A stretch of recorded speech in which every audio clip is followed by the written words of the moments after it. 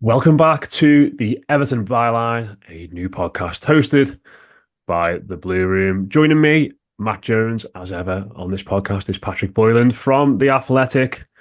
Paddy, I think when we started this podcast, we were hoping that we'd get off to a flying start. Things would be great. We'd have lots of positive things to talk about. Alas. Then Everton pull you straight back in. Whenever it feels like you're starting to climb out of the hole, something pulls you back in. It's like the end of a horror movie. Have you ever seen The Descent? Yeah. That, It's that's it's the it's that's the Silvio final in The scene. Sopranos, isn't it? Doing the Al Pacino impression, over and over again. But yeah, it's been a far from ideal weekend for the Blues. Just before we get stuck into it, I just wanted to thank everybody for the feedback last week. It is a new podcast. We are open to ideas and suggestions. Of course, as well, we would appreciate you taking some time to leave us a rating, leave us a review. You're listening to this. If you're watching us on YouTube, do comment, do subscribe, do like. As I always say, these things do help as we look to build it and move forward. Just before we get into our 3 points of the week, Paddy, I've got a bit of a confession to make. I was not at the game on Saturday. At about 1 o'clock on Saturday when I was at this wedding. I'd had a few drinks early on, and I saw everybody was going to Goodison. Like I did get a pang of FOMO, feeling like missing the last ever first game at Goodison, all that kind of stuff. But then when Mark Mosey informed me that we were 3-0 down during the wedding meal, I was less less disappointed to not be there. So the question I had for you is that is there ever been a game where you've been really disappointed to have missed, and then eventually, as it's turned out and transpired, that you've been quite pleased to not have to have gone? There's probably a couple. I mean, definitely the double header in November of the Lampard season, where Everton obviously lost twice in quick succession, and very, very quickly that situation escalated. I mean, just the trip down to Bournemouth and back anyway is enough on its own. Never mind the football, and it's one of those stadiums that gives me the cold shivers now whenever I go because you kind of know what to expect. Last season, again, late on goal from Seamus after it looked like Beto had scored an equaliser. And countless games where Callum Wilson seemed to score a double or Junior Stanislas seemed to score a double. So probably that little run. I wasn't covering one game. Another colleague for the Athletic was covering one, and I didn't go down for the League Cup game. So I ended up feeling quite grateful for that I saved on all those kind of travelling miles. The other big one, I'm sure fresh in everybody's mind still was the Everton Southampton game where the board stayed away, and then Everton obviously managed to lose to the bottom side in the league after going a goal up. Um, I think it was at my mum's 60th party, and my phone was just going absolutely berserk because of some of the stories that day. And I just remember thinking, I'm really, really glad I'm in this hall in South Liverpool celebrating a 60th birthday rather than being there because that was properly grim as well. Yeah, I mean, I think in truth, when you do miss a game in the main, you don't live to regret them too often, do you? Given the way you've been in recent years, but certainly that one on Saturday, I was very pleased to be elsewhere in the end, and we are going to get into that match in a bit more detail. That is one of our points, effectively what went wrong against Brighton, and then the second point this week is going to be the anatomy of a transfer or takeover or point deduction rumor, if you will, in light of recent stories about Jared Branthwaite and point deductions. And we're going to finish off by talking in a bit more detail about the takeover and John Textor and the mystery that is still sort of existing around that as well. But like I said, mate, to start off, we're going to do what went wrong against Brighton. And we did say we're going to try and keep these points concise when we start this podcast. That this might be difficult for this one because there's so much. Yep. But we're going to sort of zero in a bit on what Daesh had to say after the game. And I think it was interesting his comments on a couple of factors. One being Michael Keane, of course, and his selection over Jake O'Brien, and the what appeared like a little bit of a dig at the supporters afterwards as well. And I know you were in the press conference for the first answer. What was the kind of mood like in there from him when you asked that question to him about Michael Keane and whether effectively Jake O'Brien should have been in the team ahead of him? Yeah, you're always trying to get the phrasing right because if it looks like you're questioning one of his decisions, he's likely to give you absolutely nothing. He'll give you short shrift. And I suppose the intent was, first of all, lots of supporters were talking about why Michael Keane over Jake O'Brien, but then also just to give people an insight really into selection. So we went through not only Jake O'Brien v Michael Keane, but also why, for example, Abdoulaye Doucouré v Iliman and Dye. And I think on the podcast last week we spoke a little bit about what we expected from this game in terms of Dyche's team selection. We expected something very similar in essence to what we had last season, and that's what we got. Um, he said afterwards that he felt Michael Keane. I'm sure loads of people have seen these quotes by now because they did blow up a little bit. But he basically said that Michael Keane had a very good preseason, is a very experienced Premier League defender, and Jake O'Brien had mentioned finding the pace of some of the preseason games quite tough early doors. They think O'Brien is a real prospect, but has some way to go. And I suppose that message was mirrored with Ndai and Lindstrom too. Obviously, we saw Ndai, we didn't see Lindstrom. That's obviously frustrated a load of supporters, and I can understand that because there were moments in the game where I thought this team is crying out for something different. It's crying out for some more dynamism, and the players on the bench have that in abundance, whereas some of the lads starting don't. Um, so there was a lot of disappointment, obviously, a load of disappointment. A 3-0 home defeat to Brighton to start the season is not the way anybody would have wanted to start this off. We spoke to James Tarkowski afterwards as well, and he said he felt like up until half time there was basically nothing in it. And then from the point at which Young got sent off, that's when things dramatically escalated. I can kind of see that the first half to me was a bit of a mini rerun of the Fulham opener from last season. Um, but what we had, I think, was less upside and considerably more downside in what we got. We didn't quite have quite as many clear-cut chances, and we also had some issues, particularly in midfield with spacing and with stuff in transition. So you'll have seen it back. To me, that there were a number of kind of key errors in there for the second and third goals. But for the first, I looked at the way Minter went round Mikalenko on the counter in transition. I just thought that's the kind of dynamism Everton are crying out for. And I just thought Everton wouldn't score that goal. Maybe with Lindstrom and Dye on the pitch, but not with the configuration that was on there. And probably that was part of what went wrong. Brighton had a lot more attacking talent on that pitch. Yeah, and I think the stuff about Mint is interesting because I obviously saw a lot of people, effectively saying, "Woe is us, we could have signed this lad. He looks really Yeah. good, etc., etc." But I, like you, thought there's no way we would have scored that goal, and it's not just because we haven't got a player like him.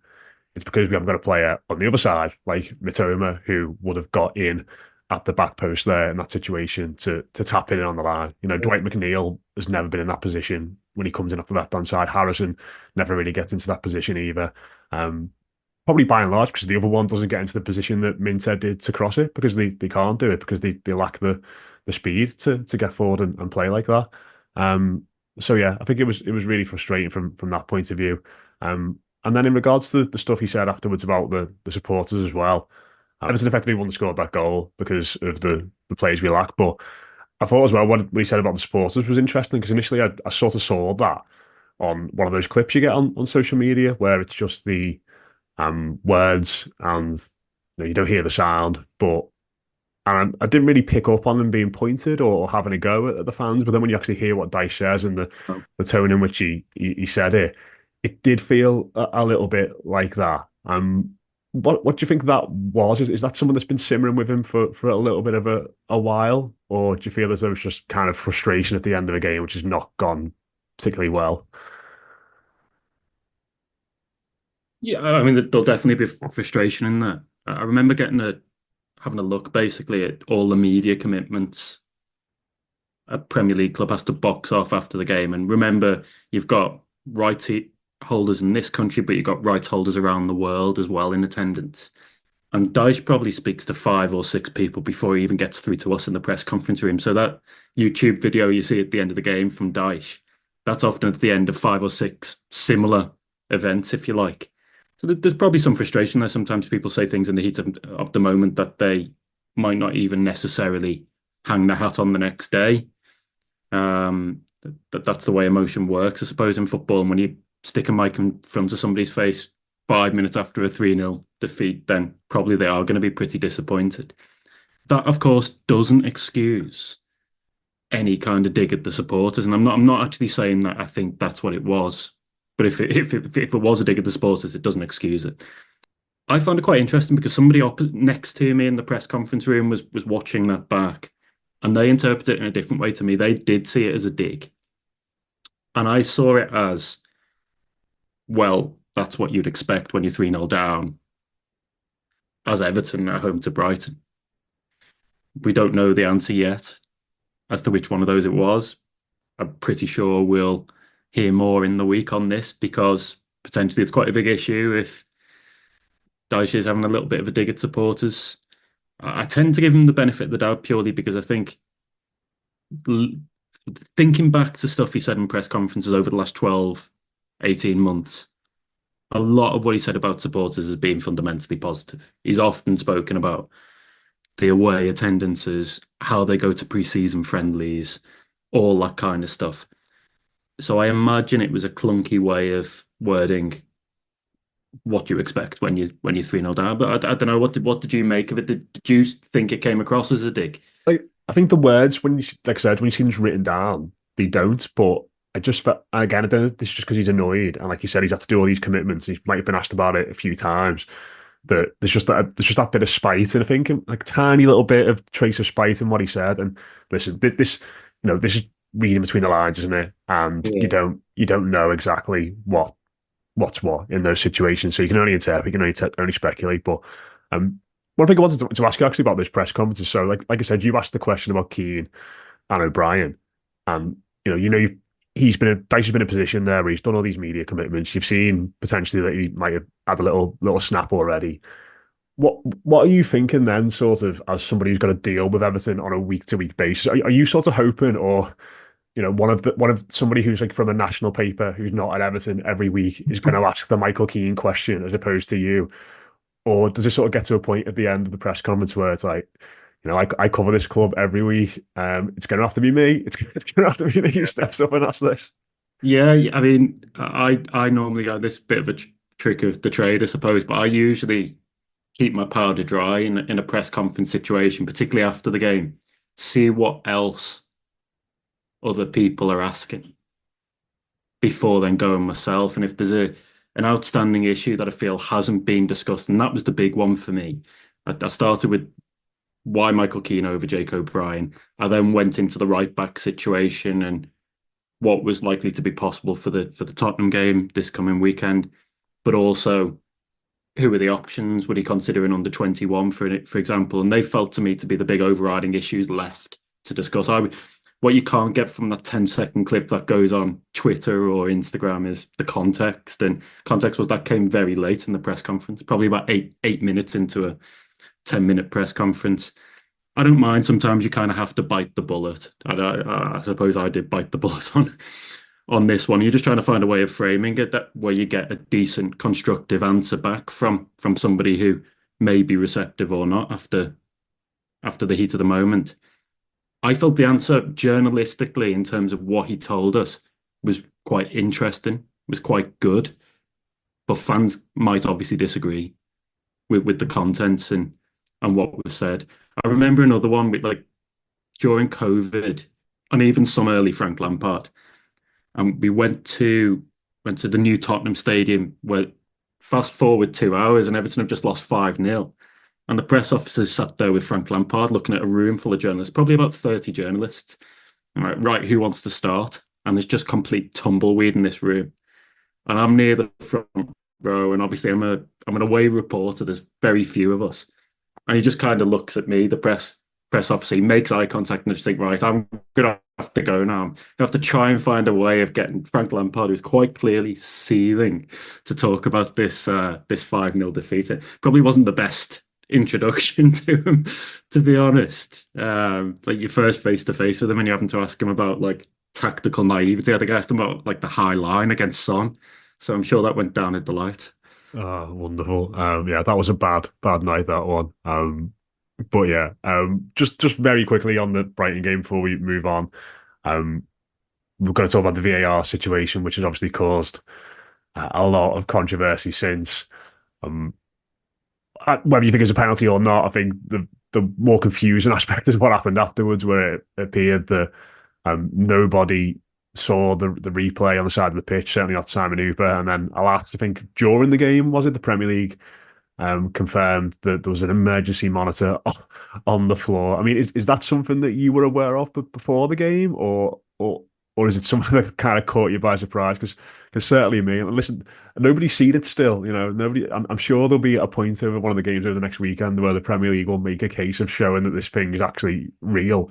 But I didn't know these existed, and caused a lot of confusion, didn't it? The funny thing was, I mean, we asked the Premier League about it during the game because I'd raised it as an issue with our editorial desk. And the way these things work, like we're in touch with our editors throughout the match.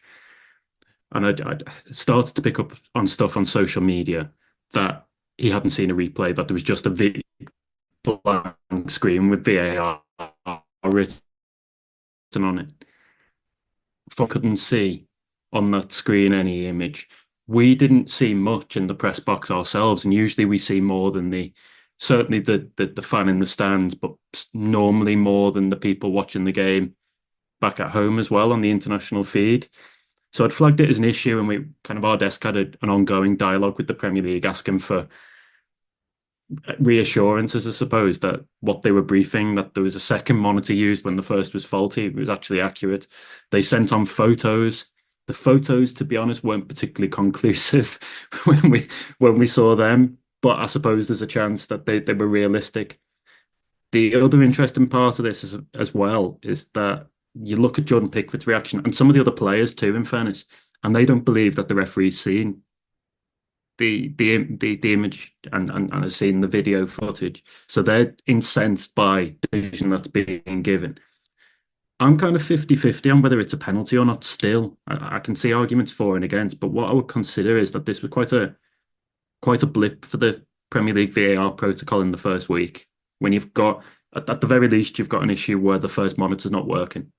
And the referee, the match day referee, has got to look at a much smaller screen. Does he make the right decision? I still don't know. I think you can see Calvert-Lewin stand on Dunk's foot, which is outstretched. He's gone lunging in. And you can also see Dunk's foot kind of slide through Calvert-Lewin to whip him onto the turf. James Tarkowski said to us afterwards that if he threw a challenge in like that and was out of control like that in the box, he would expect the penalty to be given. But again, he's an Everton player and wants the decision to be awarded. So not a great start for the Premier League, I would suggest. Not a great start for VAR.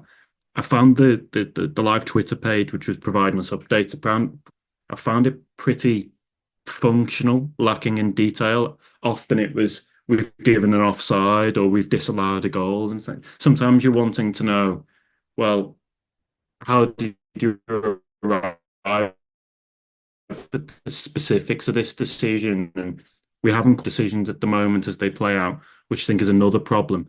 The communication in the ground is poor, both with ourselves as journalists and supporters who often don't know what's going on.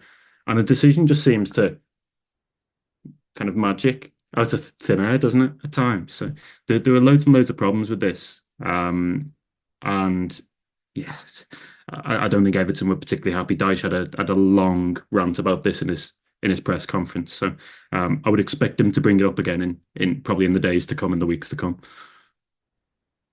Yeah, we will leave that Brighton game forever then from now on because it's not worth dwelling too much on, is it? But you know what, Paddy, on Sunday when I was making my way back home in my hungover state after the wedding, I was surprised to log onto Twitter and see reports that Jared Branthwaite was odds on to join Liverpool with some bookmakers, which obviously, as you can imagine, Yeah. made me feel loads better about things and what had been obviously a pretty terrible weekend otherwise.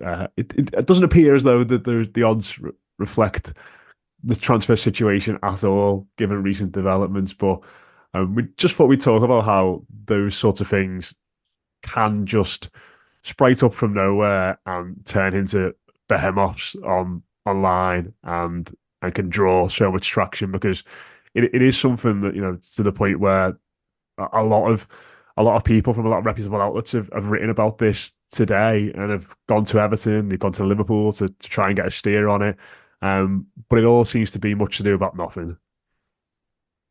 Yeah, quite a remarkable turn of events, but probably a good window into sometimes how these rumors germinate and come through. I mean, first I knew about it was people online highlighting the odds plummeting quite dramatically of Branthwaite moving to Liverpool, and then off the back of those odds tumbling, you get a spate of what I'd describe as pretty speculative media stories using, I think, Jurgen Klopp's past comments on Branthwaite's Merseyside derby performances almost as a hook to a this is why Liverpool might potentially be interested if you look at the bookmakers odds in Jared Branthwaite.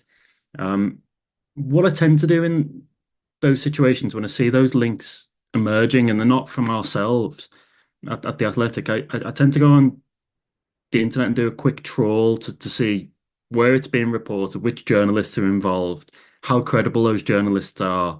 For example, if it's a Liverpool story, is it being done by uh, James Pearce at our place, or is it being done by Paul Joyce at the Times, or somebody of that ilk, somebody with close connections to Liverpool? Is it equally being done by somebody with close connections to Everton? And in both cases, the answer was no.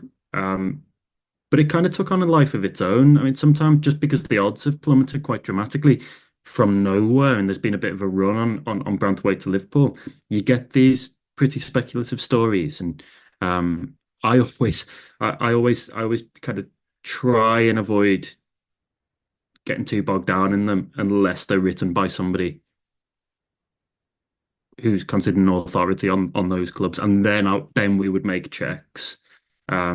But it just continued to go on and on throughout the day, and we eventually just got to the point where it was like, well, let's check in with Everton and Liverpool to see where this is at. And seemingly nobody A knows where this has come from in reality, and B expects that to happen. Do Liverpool have 70 million pound plus for a defender right now? I'm not so sure. Would Jared Branthwaite go there over other potential destinations again? I'm not so sure.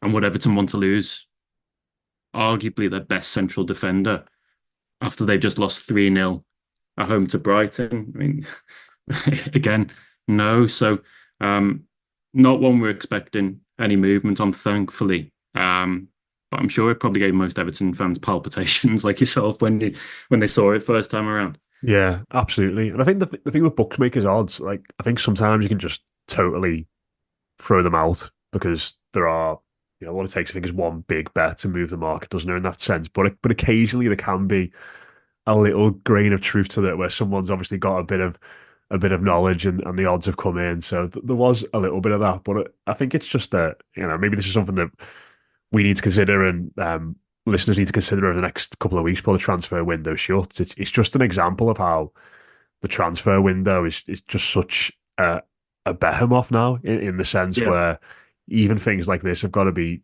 checked out. They've got to be written about. They've got to be talked about because if everybody else is talking about it and reporting on it to an extent, you've got to be there as well. So I just Yeah. thought it was really interesting the way in which it developed. It all seems to be calming down a bit now. I know Paul Gorst, Liverpool Echo, Liverpool writer, and Chris Beasley as well today wrote stories about this sort of playing it down. I think the term they used was the Branthwaite's representatives were bemused by the suggestion, which is a pretty strong rebuttal. But you wanted to highlight another story which this happened quite recently.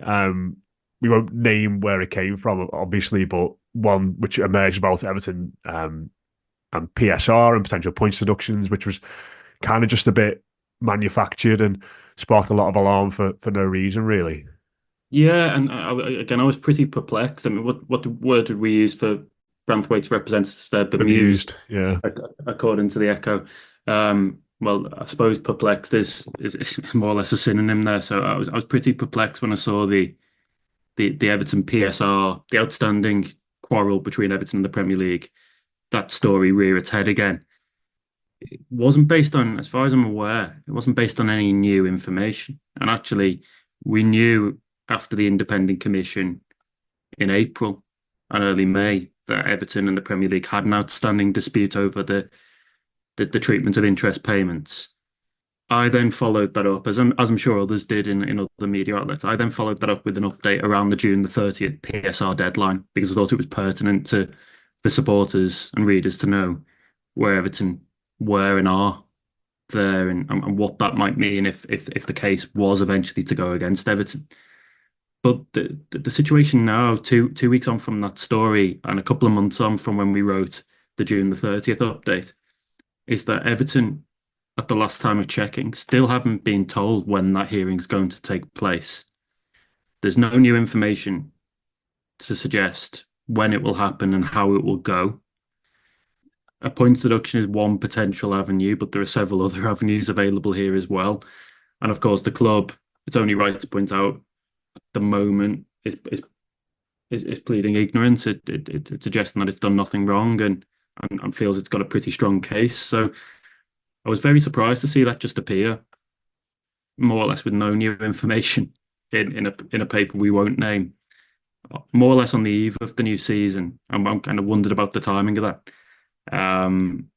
But again, it goes to show when one outlet reports that, you get a string of other follow-up stories, don't you, from other outlets who are checking in on that information. And what tends to happen is one place report it, and then a host of editors up and down the country, usually in London, see it themselves and ask their reporters to check it.